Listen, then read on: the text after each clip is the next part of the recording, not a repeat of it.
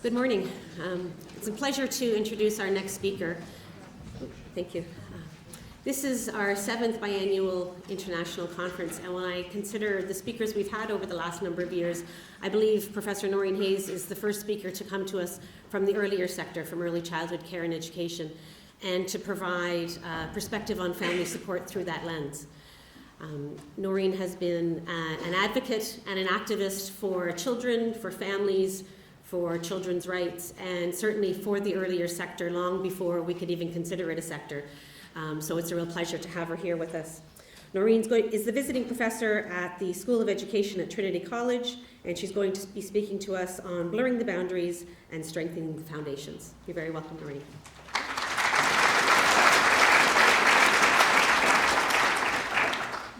So I'd like to take the opportunity to thank the Centre very much for inviting me here and for giving me the opportunity to think about something that has been circling around in my head for a long time, and I haven't really had the opportunity to pull it together into a kind of a coherent, what at least I hope will be a coherent presentation. It's resonant, or will resonate with some of the things that John has raised. And we'll see if I manage to stick to time as elegantly as he did.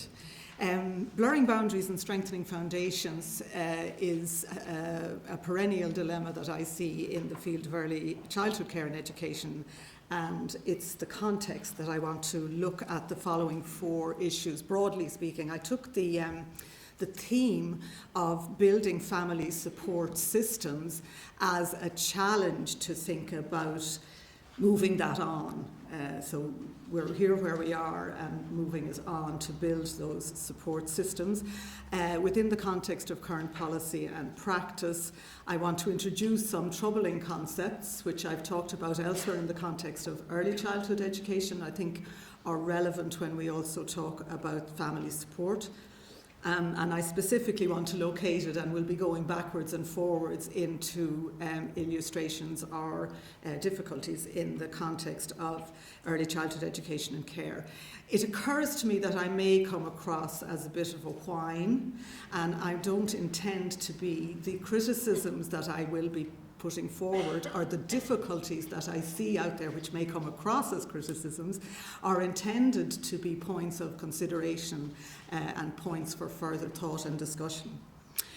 So setting boundaries, really what I'm talking about is also balance, and it's around the way in which we can consider balancing what we see in the terms of silos with the notion of the weave of real lived experience and existence. And there are values in setting boundaries. They facilitate control at a personal level, at an institutional level, and they help management and so forth. But the binary oppositions that notion of boundaries can create is problematic and is very much being disrupted. If we take, these are just binaries that came to mind: body, soul, mind, body, brain, mind, thinking, feeling. Those are ones that are really relevant to me in the fact, in the sense that I'm a developmental psychologist who does consider individual development, but very much in the context of society. But neuroscience in particular, which is getting a lot of headlines, doing a lot of describing, not doing a great deal of explaining, but nonetheless is raising the integrated nature of these dualisms. I mean that there's a very close connection. And I was interested in John's slide of Houston's work, the head, heart, hand, and feet. And what I missed from the slide was the circularity of connections and arrows that goes between all of those 4 parts of the integrated human being.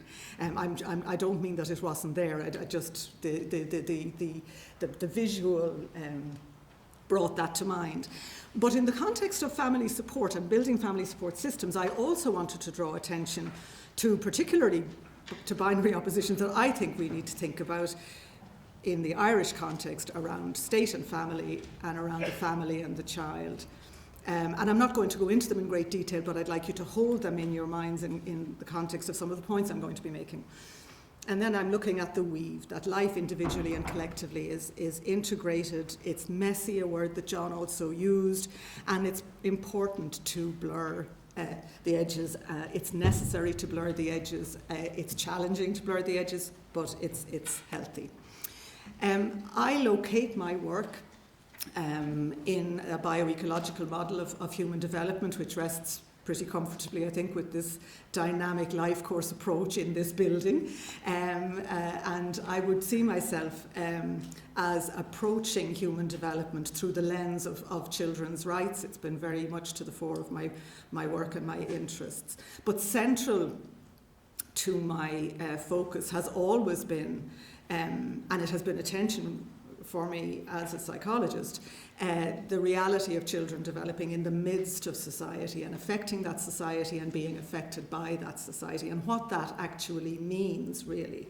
And the key concepts of the bioecological model include the integrating and interacting systems. Now, I want to just draw your attention to that, because Bronfenbrenner, who has put forward this idea of the bioecological model, has been criticised because of the visual that goes with his model. It's often described as the Russian dolls, and of course if you've had those Russian doll sets, the Matryoshka, you'll see that you've got the little doll inside and inside and inside and inside, and by the time you see the whole, you don't actually see the smaller one on the inside. And there's no doubt that the image has given a suggestion, at least, and I think imagery is really important, has given the suggestion that these systems have sort of strict boundaries. In actual fact, Bronfenbrenner has, with his colleagues, particularly Stephen Cecchi and Pamela Morris, moved beyond that notion of the ecology as these sort of rigid systems to look at interacting systems, to discuss and highlight distal influences across time and through time on individual development within microsystems. In particular, they have addressed the issue of the proximal processes, which are the close day-to-day lived interactions and relationships that are the engines of development. And these experiences of interactions and relationships from the very beginning set us on a generative path towards generative dispositions, which positively predispose us to the society we're in and settle us into environments which have expectations about us, and we move in a positive direction. Or they can set us into disruptive dispositions, which are going to create problems. And many times that generative dispositions get disrupted, and it's not a straight line, and it's often outside the control of the individuals, and it needs to be supported. And I want to, again, this is probably the messiest slide that I want to put up, but I want to put it up because I want to use it as the kind of context out of which I think we need to look at blurring boundaries.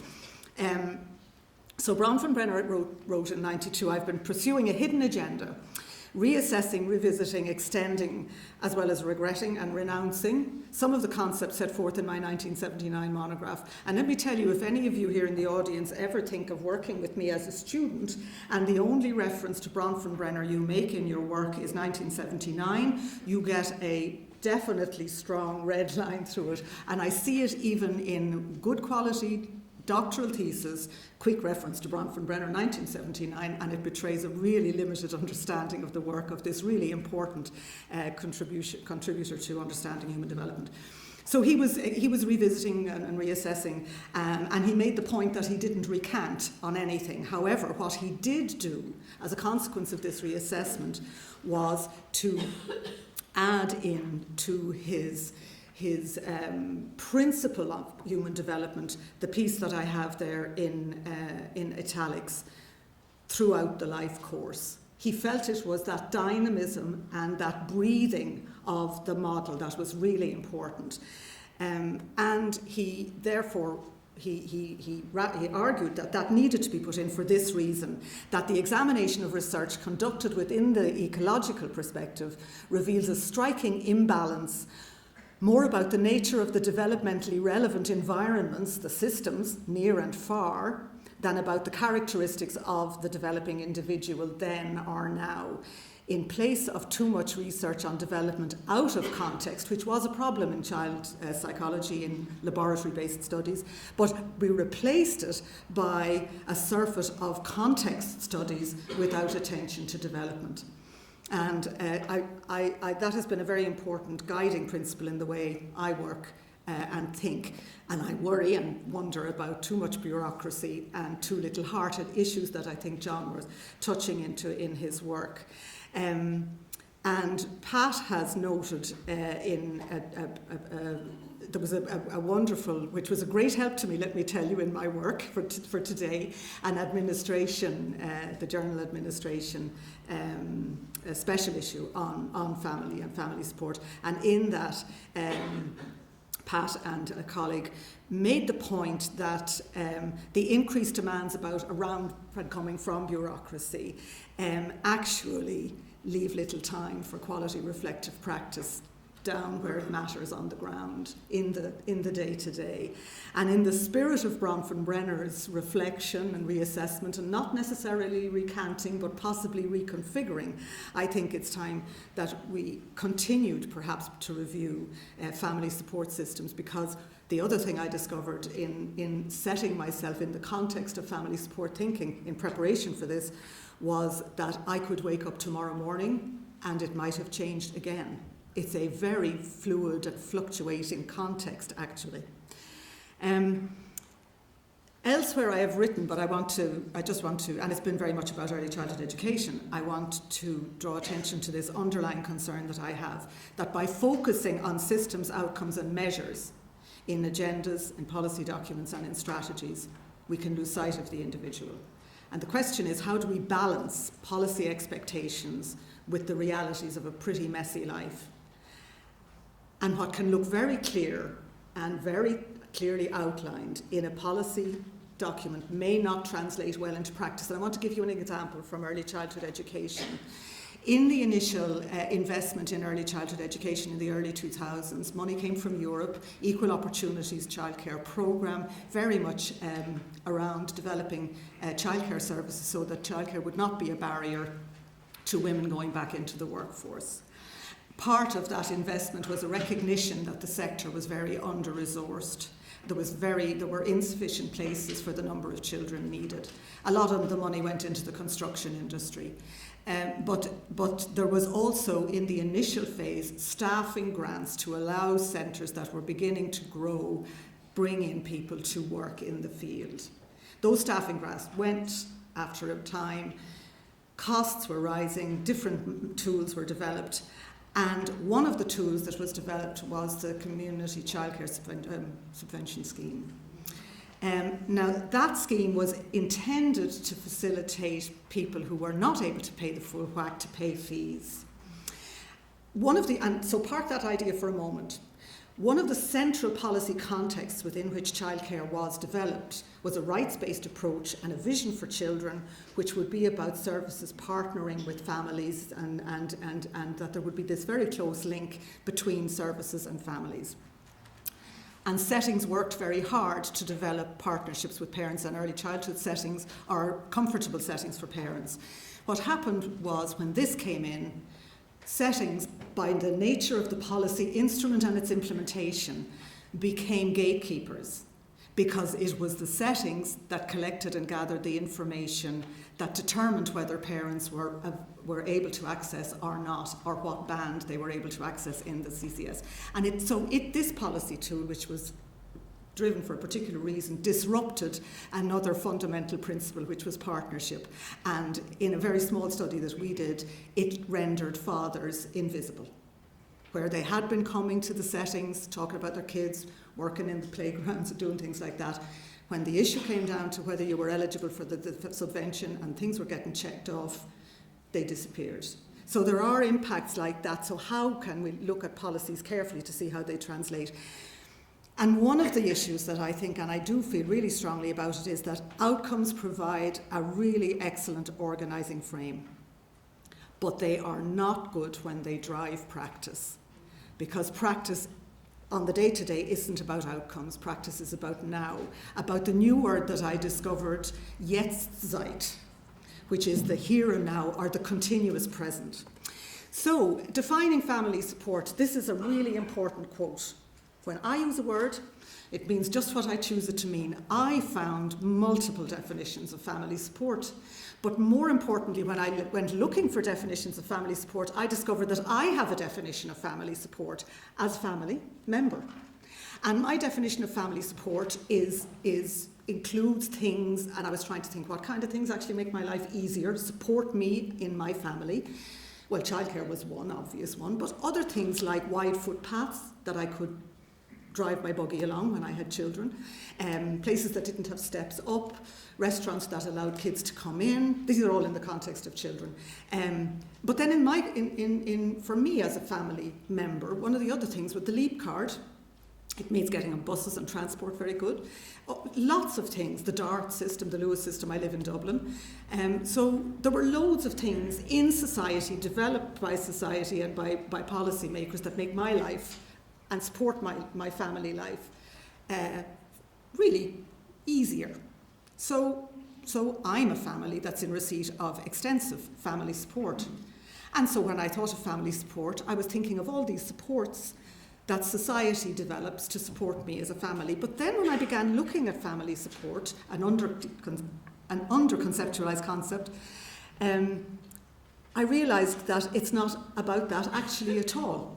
It's about supporting families who aren't able to support themselves in what the state does to support families.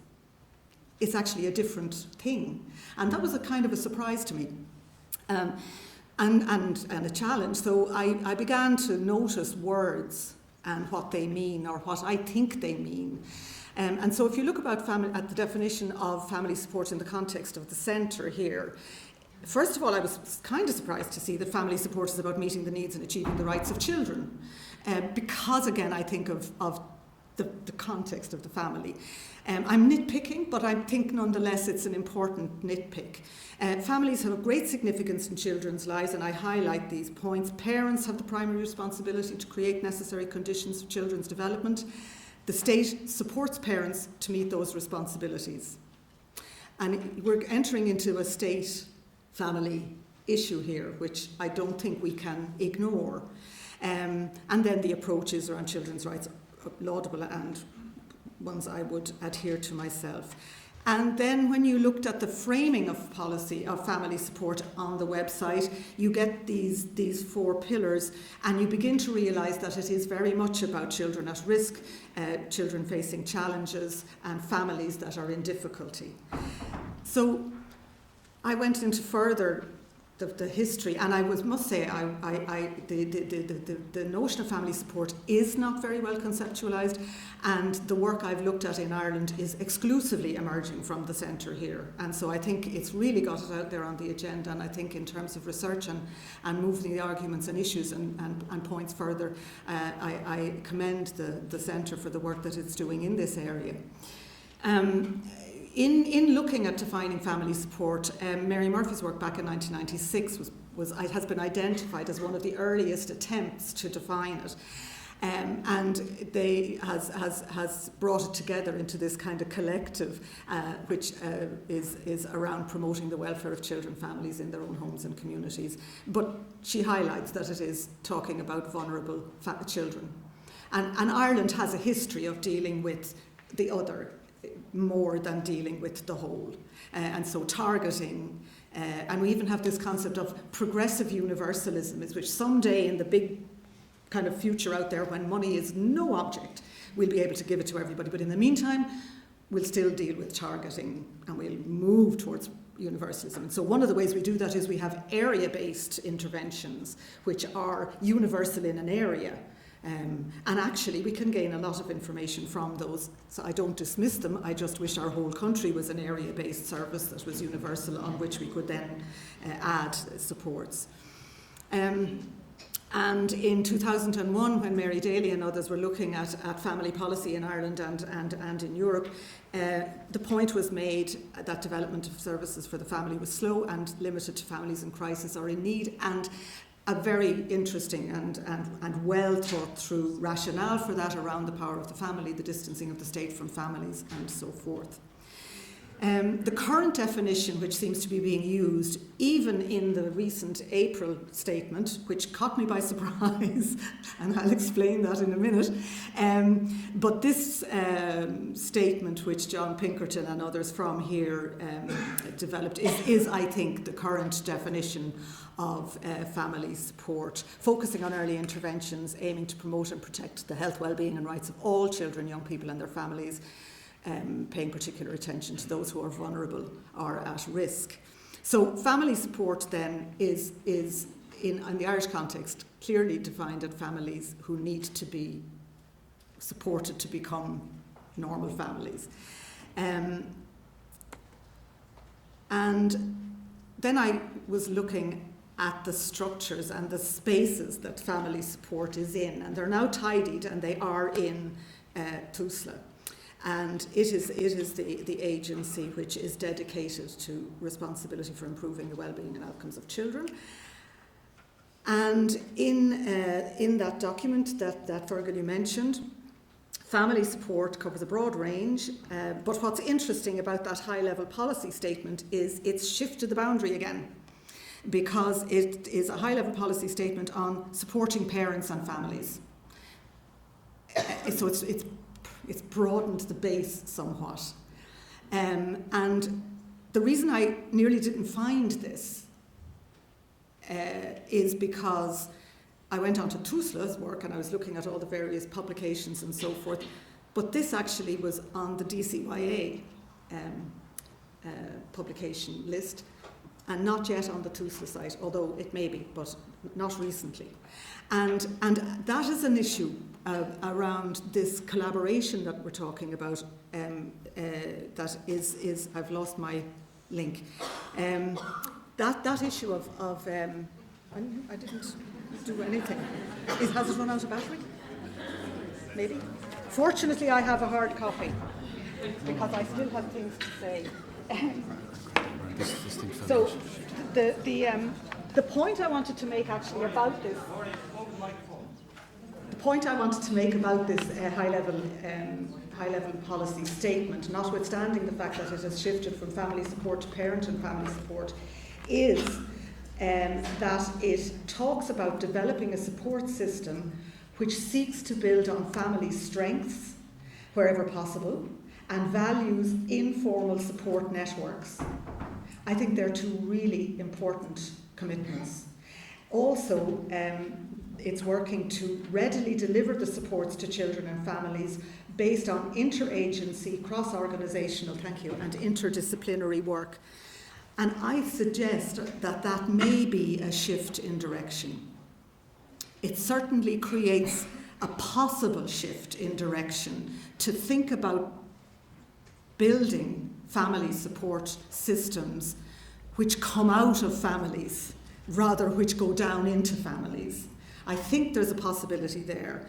I want to burst the bubble a tiny little bit though, because it's not going to be easy. And I think it needs a revision of the sort that John was talking about in relation to powers and values. It is a big shift. And Fergal mentioned in his presentation about the many efforts there are about cross-governmental kind of working and commitments and so forth. But just saying we need joined-up thinking, for example, doesn't make it happen. Elsewhere I've written that just having two settings co-located doesn't make them work together. They still work independently of each other, although they may have a wall office just between them, or wall of an office. Interdepartmental planning and implementation is not necessarily the easiest thing to do, and I want to give you an example from early childhood care and education. Historically, early education services have been inspected by public health nurses and for a time environmental health officers under Department of Health, now under TUSLA. The Department of Education and Skills became interested in early childhood education when the universal free preschool was provided, because it was characterised as an educational intervention preparing children for school readiness. What's not educational about early childhood services for children of 2 and 3, I don't know, but nonetheless the department became interested in early childhood education in a way it hadn't been before. And there was concern about how you measure the educational component of early childhood care and education, particularly in the free preschool year. And so, as one would expect, thank you, actually I'll take a glass if I may, as one might expect, there was a look to how it was being inspected, and a joint inspection pilot programme was started between inspectors from the Department of Education and the Department of, I can't remember which department they were with, probably Children and Youth Affairs at that stage, the preschool inspectors. That pilot study report was never published, although it was widely leaked. But it wasn't a happy experience for the settings, for the preschool inspectorate, or for the Department of Education and Skills. It was a difficult experience, and they walked away. If you're going to collaborate, difficult experiences cause tension, raise problems, and pose the need for developing new systems to meet new needs.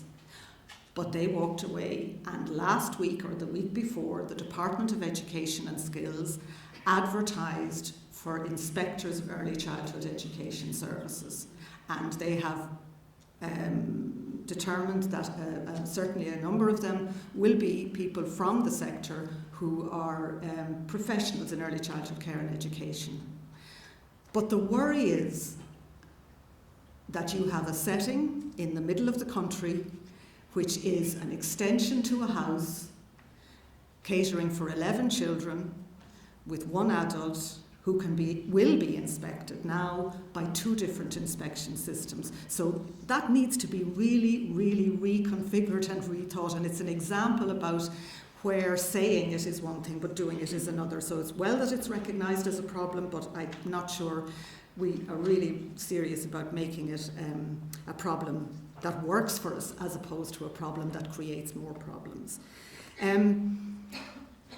Work done by Warmington and others in the University of Bath has carried out a fairly thorough look and kind of critical evaluation of interagency and indeed intra-agency and departmental and professional working.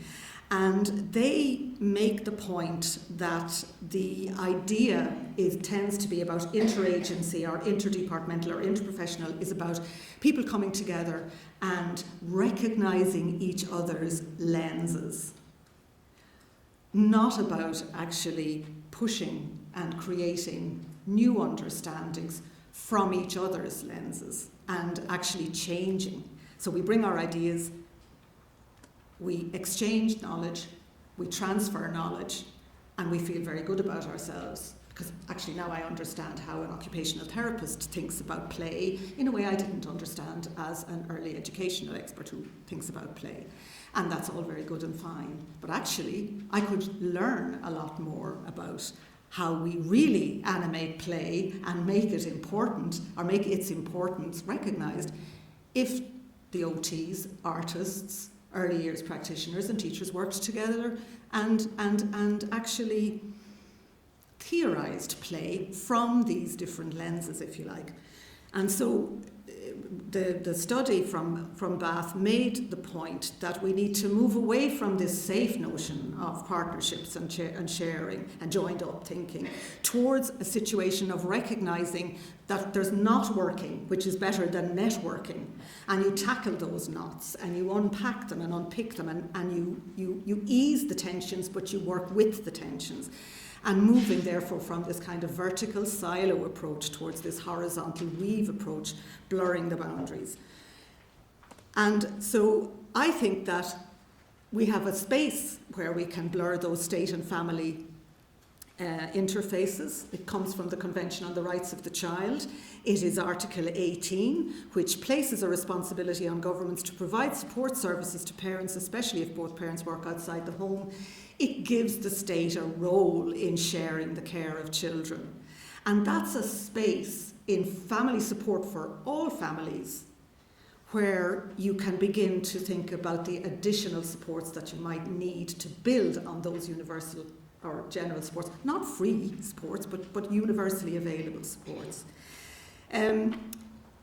In looking for a model like this, I didn't successfully find a particular model, but I did look at some of the work of a colleague of mine, Erin Serge Blackford, in the UK, and she's coming at it from an early educational perspective, undoubtedly, which is seen as a family support system. And she talks about family-based support services as opposed to, say, family support services. And in a study that she did in talking to families about services, she found the following points. And they resonate again with some of the points that John raised. Families want services that are accessible and good quality, but that are non-stigmatising, that are flexible, that are safe, that they can trust, that they feel valued in, listened to and heard, that they engage with them and understand them as dynamic families where sometimes they're not going to make the meeting because life intervenes, and that they are relevant in their support. There's a lot to be learned from these findings, from this work. The programmes that target, and this is an interesting point, 2 or more outcomes, that is outcomes for parents as well as outcomes for children, which is why I think we need to factor parents and children in together when we think about what we're about. It can be cost effective as well as socially effective. And then they just make these 2 points in favour of considering early childhood care and education as a family support service. So if we were to strengthen the foundations, which is the other side of my presentation, we might look to early childhood education to do that. It would place the P back in early intervention, because prevention gets stuck in front of early intervention, but you're only preventing if you are working within the norm. The minute you're outside of that, you're not preventing anymore, you're intervening.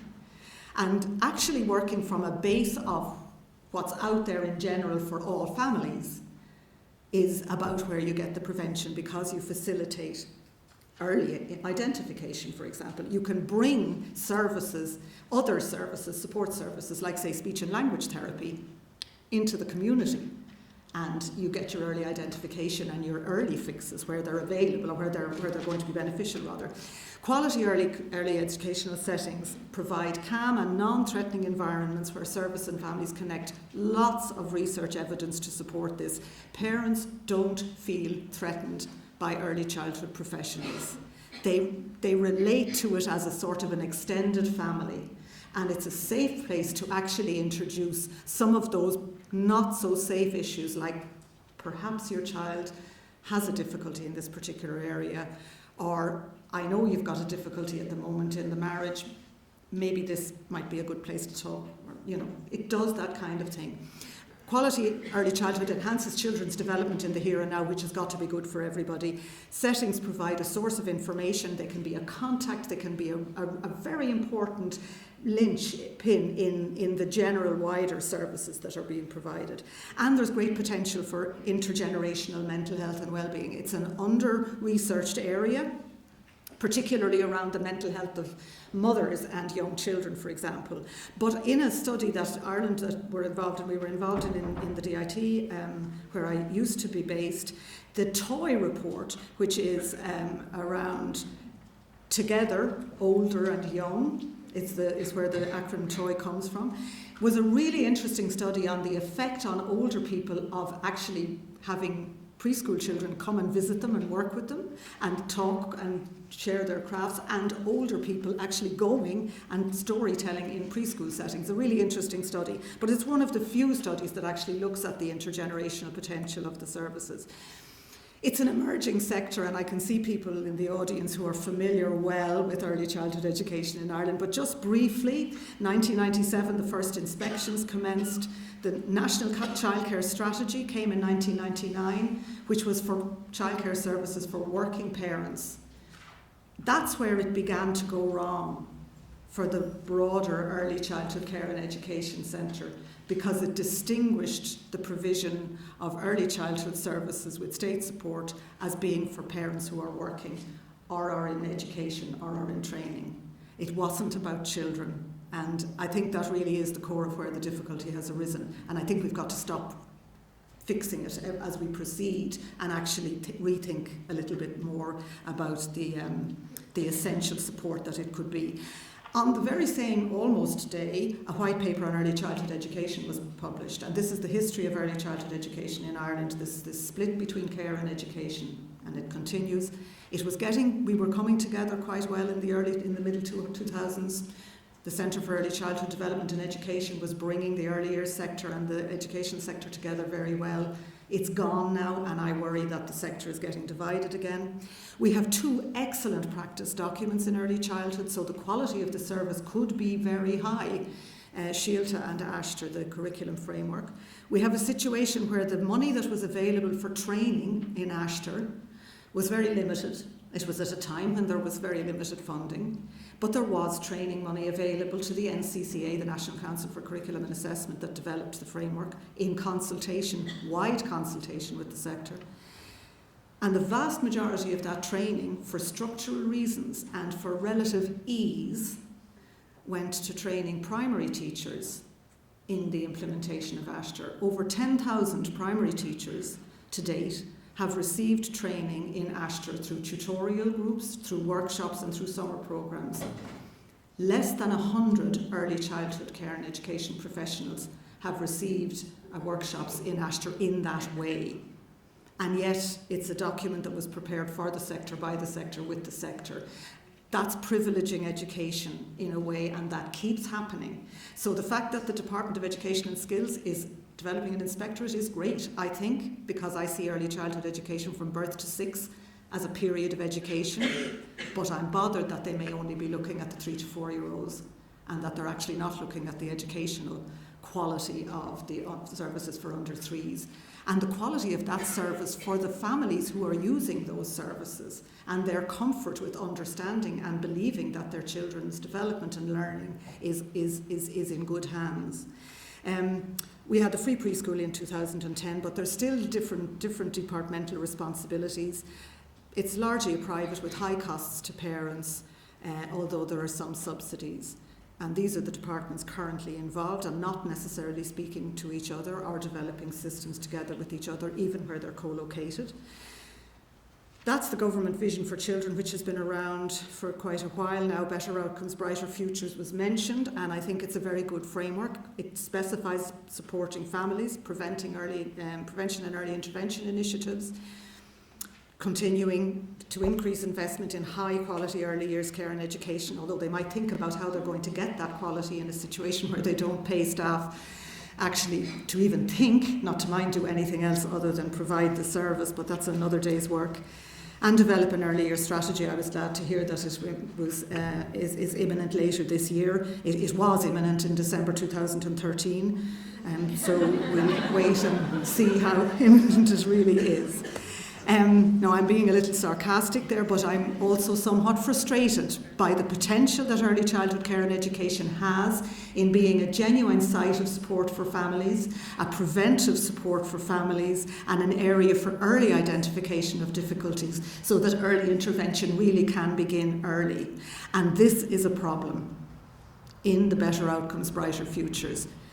Early childhood education has a serious visibility problem. If you're going to have outcomes and if you're going to have commitments and if you're going to have various steps along the way towards achieving it, you need to be able to measure it. And if you need to be able to measure it, you need to have indicators. There is no indicator in the list of indicators for early childhood education other than this one, which took me a moment to parse. I think what they're saying is, under the outcome, this one of the 5 kind of national outcomes, achieving full potential in learning and development, I think what they're saying is that participation in early childhood education for children from 4 to the school starting age, in other words, junior infants and senior infants. I think that's what they're saying. I'm not entirely certain, but what it isn't saying is that they have an indicator for early childhood care and education in general, and for the kind of childcare that we talk about around services for children under 3 and services for children over 3 who are in receipt of the very short period of time that the free preschool is available, or the 4 and 5-year-olds who are in early childhood services, which are not primary schools. So there is a visibility problem, and all the rhetoric in the world around continuing to increase investment and develop a strategy and ensuring coordination and exploring the provision, because there aren't all that many commitments to early childhood care and education. I pulled out what ones there were.